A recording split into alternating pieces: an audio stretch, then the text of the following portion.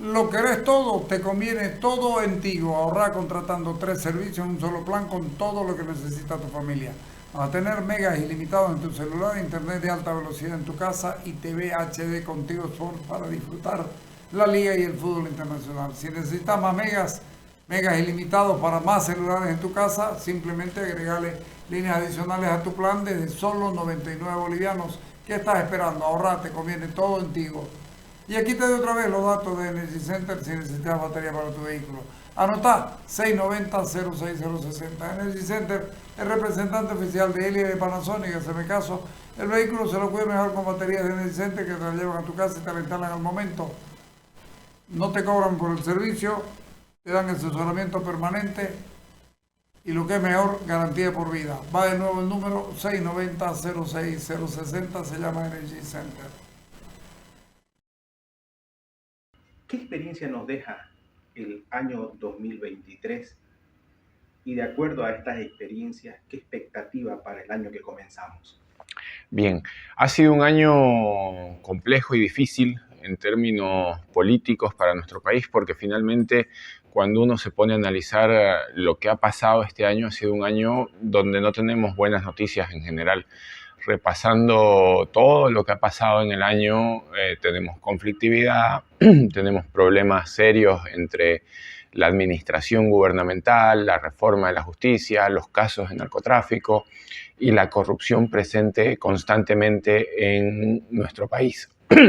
Entonces, el balance general del año es un año malo en términos de administración pública. Creo que el gobierno de Luis Arce más se ha enfocado en la disputa con Evo Morales, mientras que la oposición, tratando de articular alguna idea de propuesta para las elecciones del 2025, con un avance lento, pero interesante. Hay propuestas buenas, pero el cambio importante de la oposición tiene que pasar por darle mucha más fuerza a las propuestas y que los liderazgos acompañen las propuestas y no al revés, que el liderazgo quiera plantearse como una alternativa, pero sin una propuesta clara para el futuro del país. Entonces, creo que es un año que lo dejaremos en el pasado como un año de crisis. Ha habido un impacto muy fuerte por el tema de las divisas, la falta de dólares, el tema del sector hidrocarburífero, que está cada vez peor, una ley del oro que nos ha llevado como país a vender los recursos que respaldaban nuestra economía para poder seguir sosteniendo esta economía. Está claro que el modelo del movimiento al socialismo está agotado. La discusión que se ha dado en torno al presupuesto lo ha demostrado. Realmente el Estado ya no tiene los recursos para sostener un modelo que a todas luces es improductivo. Necesitamos seguir comprando gasolina para sostener un precio que ya después de casi 20 años de subvención es absurdo. Los grandes méritos económicos se sostienen en eso, se sostienen en poca inflación, hablamos, pero tenemos un bien que es el carburante, que el Estado boliviano gasta muchísimo dinero todo el tiempo para sostenerlo, y gracias a eso se puede sostener una inflación tan baja, pero no hay producción, no hay productividad. Entonces el futuro de Bolivia en ese sentido se pone cada vez más oscuro, y lo que extraña y lo que preocupa es que no hay miras de una solución. Yo esperaba y tengo fe todavía en que el litio puede ser la gran salvación de Bolivia para los próximos 10 o 15 años, pero viendo la estrategia que se prevé en inversiones relacionadas con eso es mínimo.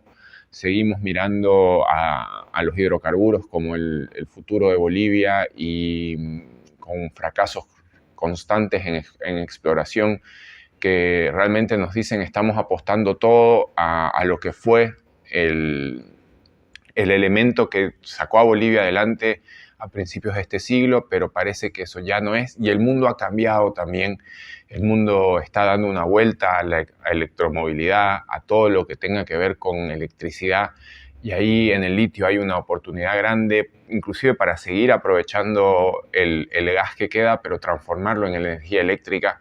Pero no hay una visión de largo plazo. Creo que lo que se nos viene para el 2024 en términos políticos tiene que ver con las discusiones a la interna del oficialismo, que ya no sabemos quién es el oficialismo, las propuestas de la oposición y un año complejo en el 2024 porque tenemos censo. Debemos tener censo de acuerdo a los compromisos que se asumieron en el 2022.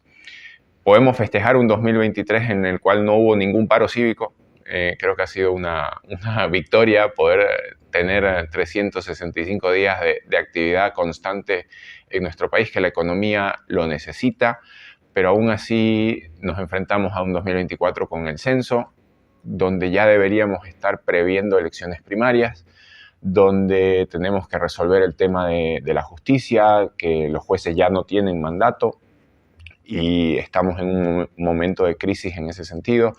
Entonces necesitamos que el gobierno trabaje en darle solución a los grandes problemas del país y no simplemente a pensar en una campaña que todavía sigue estando lejos. Estamos a más de un año y largo, casi 2 años, para el cambio de mandato que debería ser en noviembre del 2025 y creo que le estamos dedicando demasiado tiempo a la campaña electoral y muy poco, sobre todo a los que tienen que hacerlo, que son los del gobierno nacional, muy poco a la gestión pública. Y eso obviamente para los que queremos un cambio nos da un sinsabor, porque es bueno que ellos demuestren su incapacidad porque sabemos que la gente se va a dar cuenta de que es necesario cambiarlos, pero también es complejo porque todo el tiempo que perdemos en tener gente que no se dedica a trabajar se acumula y impacta en la economía del país. Entonces deberían ellos, por su propio bien, simplemente por su imagen como gobernantes, si tienen intereses electorales a futuro, pero deberían dedicarle más tiempo al trabajo y a la gestión pública. ¿Se lo puede tomar como un año de aprendizaje, un año de preparación para toda esta agenda que se viene? ¿O qué no?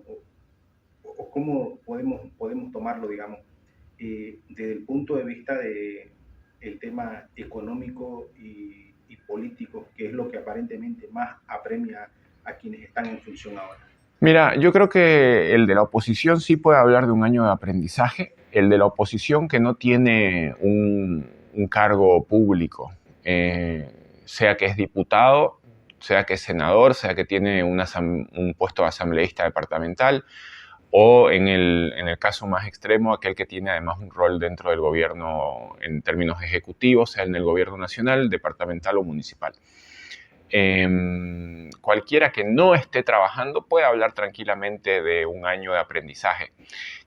Todos los demás pueden hablar de que el año ha sido de aprendizaje, pero hay una responsabilidad también en los que tienen una función pública. Se entiende perfectamente cuando alguien dice, perdón, me equivoqué, estoy aprendiendo, pero hay alguien que tiene una responsabilidad además de simplemente estar aprendiendo y ellos tienen que actuar más rápido.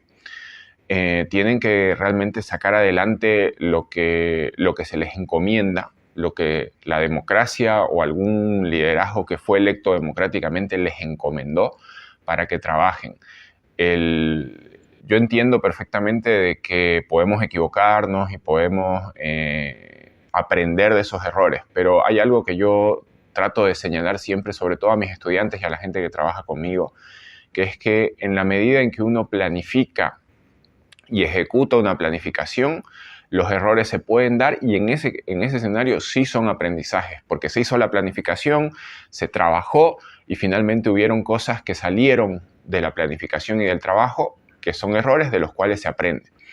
Ahora, cuando el error se da por falta de acción, por falta de trabajo, por falta de estar encima de la cuestión, realmente es algo que requiere que se cobren las responsabilidades del caso.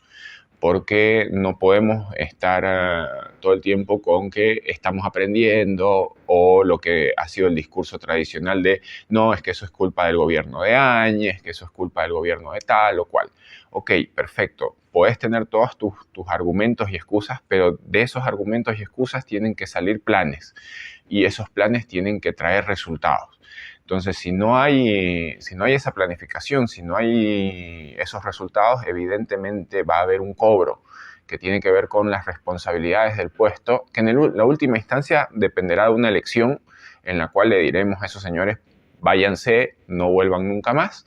Pero creo que no solamente pasa por llegar al último momento que son las elecciones, sino todos los balances de gestión, las reuniones que se tienen que tener, que lamentablemente no se tienen, no hay un trabajo coordinado entre el gobierno y la oposición, tanto en las cámaras como a nivel de los gobiernos subnacionales. Entonces nos enfrentamos a una situación de inacción total, donde simplemente nos pasamos la pelota.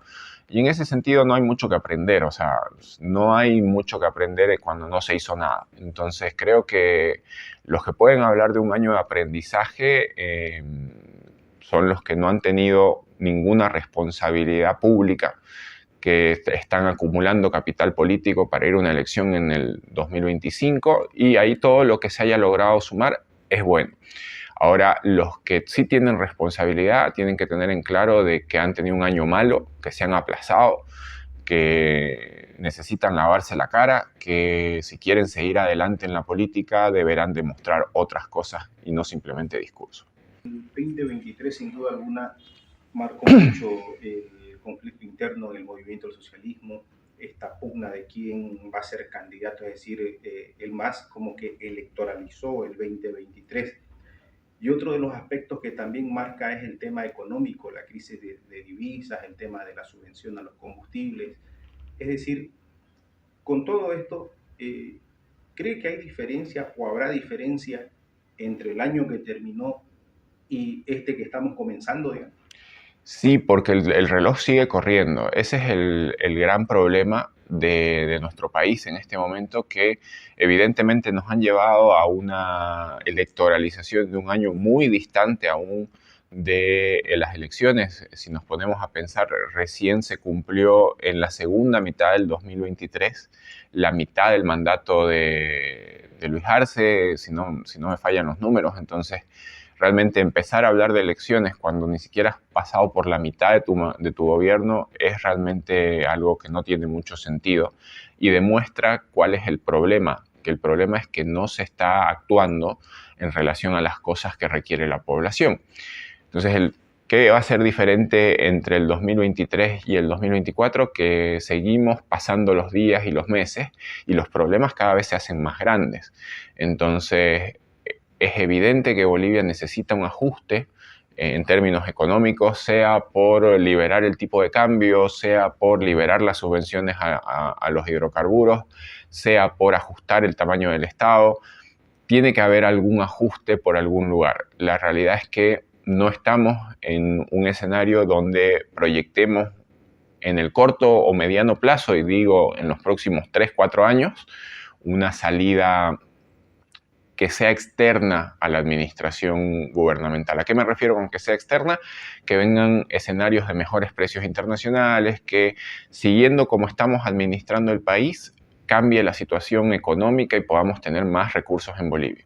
No hay un escenario externo que nos permita plantear de que el 2024, 2025, 2026 inclusive vayan a ser años diferentes en términos económicos. Entonces, los cambios tienen que venir desde adentro.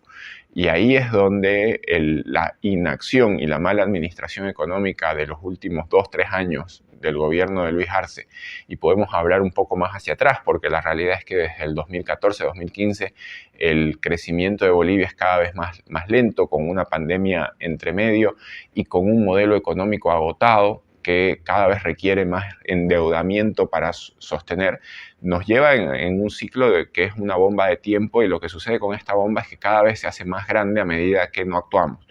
Entonces, en algún punto, Dios quiera que realmente las gestiones nos permitan salir sin que esta bomba de tiempo estalle, pero la realidad es que todo lo que se dice no demuestra una salida. Nos enfrentamos a un 2024 en que esa bombita cada vez está más grande y nos puede llevar a una situación de crisis importante en términos económicos. Me refiero al precio de los carburantes, me refiero al tema de las divisas, que cada vez tenemos menos. Entonces, en algún punto de toda esta historia, y cada vez está más cercano, probablemente tenga que ser entre el 2024 y el 2025, que el gobierno tenga que tomar decisiones importantes detrás del modelo económico, que pasa por estos dos grandes temas. El tipo de cambio, en algún punto va a haber que soltar. No es sostenible seguir manteniéndonos en un tipo de cambio que está fijo por una administración gubernamental cuando las luces del mercado te están diciendo de que no es ese el precio. Lo mismo con la subvención a los carburantes. Apostamos a que los precios internacionales bajen para que esa subvención baje y no depende de nosotros que esa subvención baje. Entonces ahí hay que hacer política pública. Desde lo más radical que puede ser cortar con la subvención, que lo intentó hacer en algún momento Evo Morales y no pudo, o pensar en políticas graduales, ¿no? Entonces hay un 2024 que se pinta muy parecido al 2023, ojalá que con mejores luces en términos de la agropecuaria, de las sequías que nos han afectado este 2023, que ha sido muy duro, pero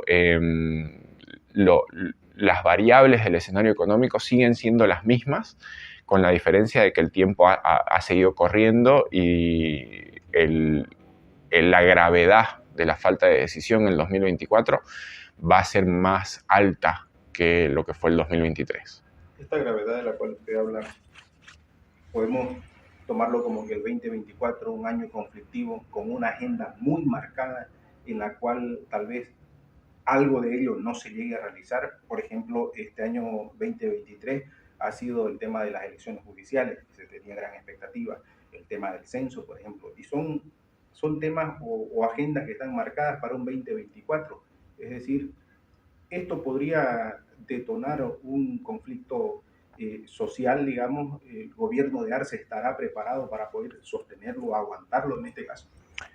Sí, bueno, el gobierno de Arce sí creo que está preparado para sostener la conflictividad, no de la manera correcta, pero creo que él ya ha demostrado de que no es un hombre que dé el brazo a torcer fácilmente y que requiere demasiado costo político el poder ir a una negociación.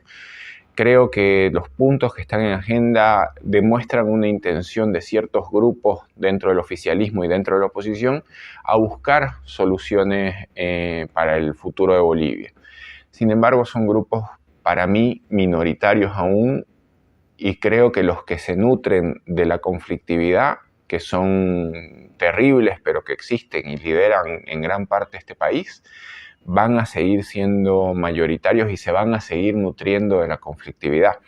Entonces, en ese sentido, creo de que es saludable que se esté conversando mínimamente de los temas, pero mientras no haya un cambio de actitud rotundo de parte, y en particular del presidente del Estado, en buscar unas alternativas de diálogo más amplias, con premisas más sólidas, no va a haber un gran cambio en el escenario político y vamos a seguir acumulando problemas a resolver. Y ese es el gran problema cultural del boliviano en general. No atendemos los problemas hasta que son realmente una situación crítica. Entonces, ¿qué vamos a hacer con el tema de la elección de jueces? Ya se nos pasó el tiempo, estamos en un momento en el cual los jueces que tenemos ahora no tienen legitimidad y fácilmente cualquiera puede impugnar sus decisiones porque ya no están dentro de un mandato y darán alguna solución seguramente en el transcurso de los próximos días, pero nada nos asegura que problemas que vengan más adelante no se resuelvan a tiempo y más bien se resuelvan cuando ya la situación escaló. Creo que es muy dañino la forma de hacer gestión política de la cultura del movimiento al socialismo, porque no hay que echarle la culpa solo de esto a Luis Arce, sino que así ha hecho política el movimiento al socialismo durante los 16, 17 años que está gobernando Bolivia, y no entienden de que la realidad ha cambiado. En comparación a sus primeros años, hoy por hoy sí o sí necesitan entrar en conversaciones con las otras visiones políticas del país, tanto con los que fueron cercanos en su momento, que en este momento son los partidarios de Evo Morales, que se ha convertido en el principal líder de las oposiciones, que también ya tenemos una oposición interna al movimiento socialismo y una externa. Entonces, el modus operandi de no conversar, de no llegar a acuerdos, de no buscar el bien común, como en algún punto se lo refirió, es muy, muy dañino y nos va a enfrentar a un escenario de cada vez crisis más profundas que le dejarán al próximo gobernante de este país una situación muy difícil. Creo que esta figura se asemeja mucho a si yo no voy a ser el que lidere, el próximo la va a tener bien, bien complicada. Y en ese sentido creo que eso es muy dañino y como la esperanza es lo último que se pierde, habrá que seguir exigiéndole al gobierno que actúe de otra manera, que cambie de actitud, que busque los acuerdos, que realmente sea un gobierno para todos y no solamente para unos pocos. Esta frase que todos decimos al empezar un nuevo año, que sea mejor que el anterior, un año próspero, digamos, solo queda ahí en poder mencionarla, porque la situación como viene, digamos, nos da otra realidad. ¿De quién depende darle esa esperanza al ciudadano, a la sociedad boliviana? Bueno, al ser un país tan centralista, con tanto peso del Estado central en la economía, y el Estado central, el gobierno nacional, en la paz, en la Casa del Pueblo, sentados ahí, todos los funcionarios, es responsabilidad de ellos entregarnos planes para que este deseo de prosperidad y de mejores días para los bolivianos se cristalice en propuestas.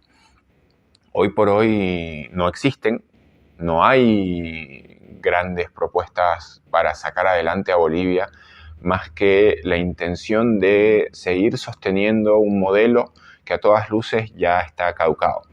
Entonces, depende de ellos, fundamentalmente, empezar a mostrar cuáles son los planes para adelante.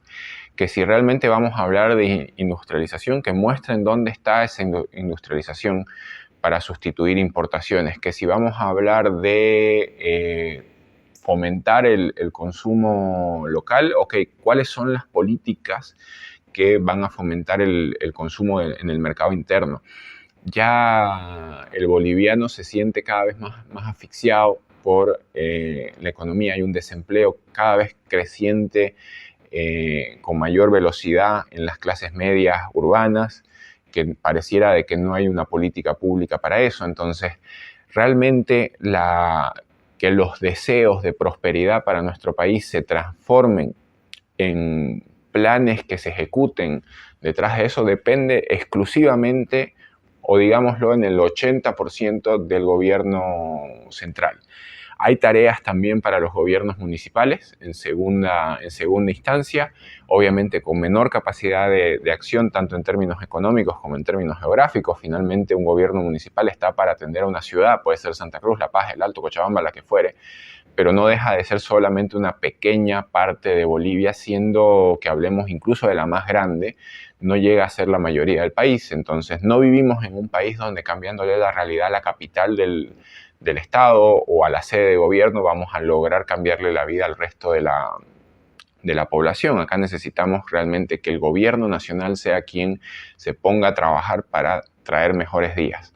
Sí, el gobierno municipal, como decía, tiene un impacto importante en los municipios donde atiende, y los gobiernos departamentales un impacto mucho menor, porque obviamente la cantidad de recursos que manejan es mucho menor y todo tiene proporción en relación a la cantidad de recursos que manejamos. Entonces, depende fundamentalmente del gobierno central, del gobierno de Luis Arce, que ejecute las políticas como corresponde, con los acuerdos necesarios en la Asamblea Legislativa, con los acuerdos necesarios contra los otros grupos de influencia que existen en el país y que se acerque al empresariado. A mí lo que más me preocupa es que la visión es una visión agotada. Estamos detrás de un modelo económico que a todas luces, al menos para el contexto internacional actual, no es el adecuado. El desarrollo del país se ve cada vez más ralentizado por la falta de acción. Entonces, estamos esperando un milagro y lamentablemente ese milagro depende de Dios. Y lo que nos queda detrás de la gestión pública está muy pobre, pero puede cambiar. Y ojalá así sea detrás de la gestión de Luis Arce, porque más allá de que uno pueda no coincidir con la forma de hacer política y hacer gestión, le queda todavía un año largo para concluir su mandato y finalmente tiene que trabajar. Entonces, como decía, más allá de que uno no esté de acuerdo, el trabajo tiene que verse. Y ese es el gran desafío del gobierno de Luis Arce para traer prosperidad a Bolivia el 2024.